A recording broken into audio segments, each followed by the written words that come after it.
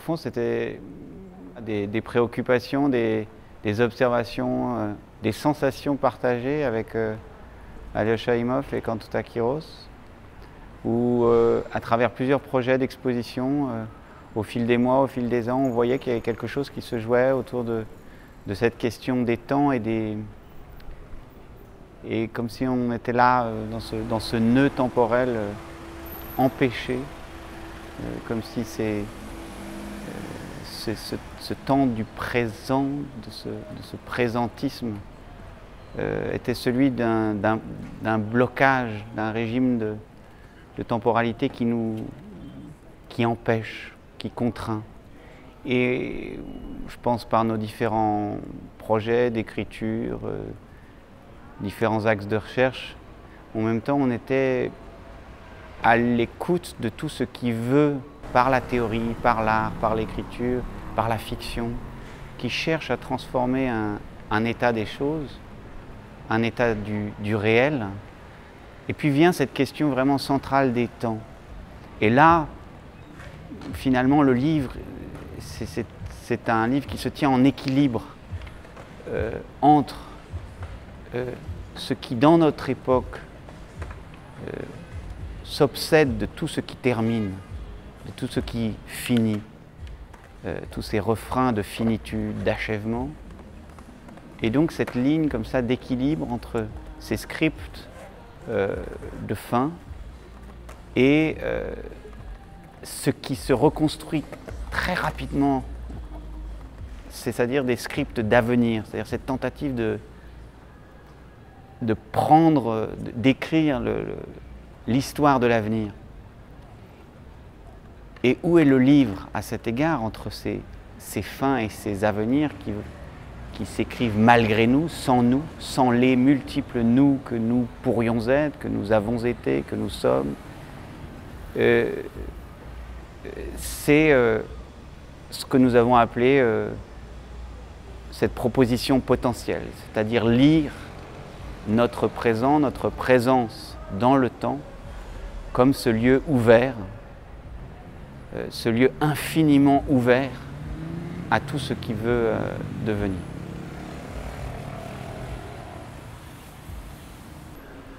Les potentiels du temps cherchent à imaginer, à inventer une nouvelle politique des temps, une nouvelle chronopolitique depuis l'espace de l'art.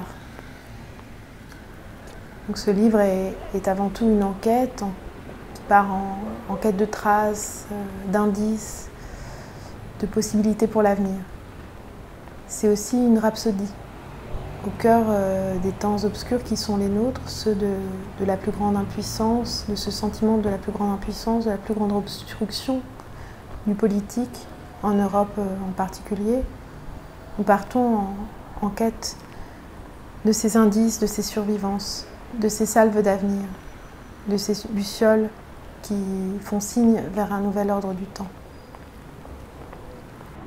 C'est ainsi que nous formulons l'hypothèse d'un régime potentiel qui ouvrirait une troisième voie, au-delà du présentisme, mais aussi au-delà de cette tentation qui pourrait être la nôtre aujourd'hui de revenir à un temps progressiste, celui de la planification, dont on connaît pourtant trop bien la propension corollaire à domestiquer les temps, à les coloniser, à laisser patienter dans la salle d'attente de l'histoire les géographies qui ont résisté à cette flèche moderne du temps.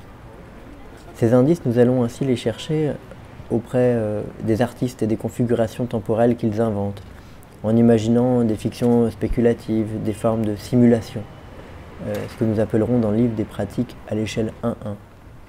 On pense ici au travail de Yael Bartana, de Jérémy Deller, au théâtre des négociations qui avait été initié par Bruno Latour et Frédéric Aïtouati, et toutes ces pratiques de justice spéculative, de justice potentielle.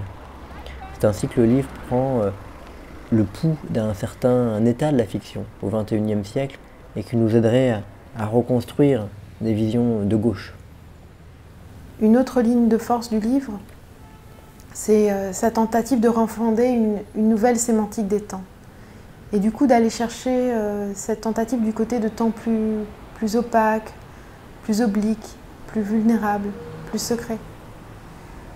Des temps qui œuvrent à conserver leur ombre épaisse. Des plis dans le temps, des courbures, des conditionnels.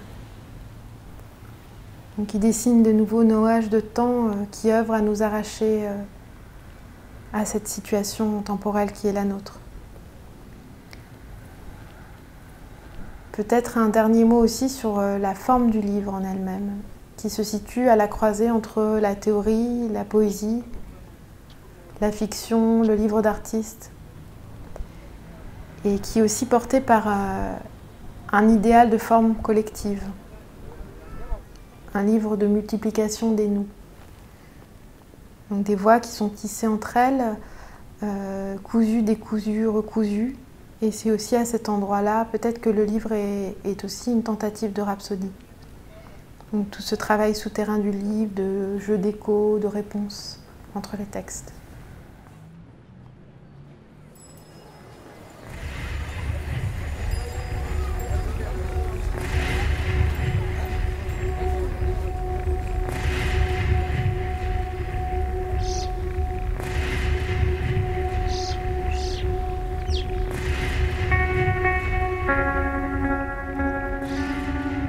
Nous partons des villes, des campagnes, des forêts, des lacs.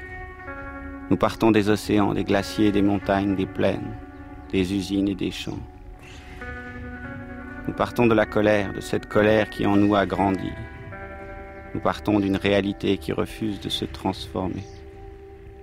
Nous partons des récits de la faim qui prolifèrent, des récits d'experts qui n'offrent que l'apocalypse ou la conservation. Nous partons de l'édifice de la peur, de ceux qui s'en emparent pour nous gouverner.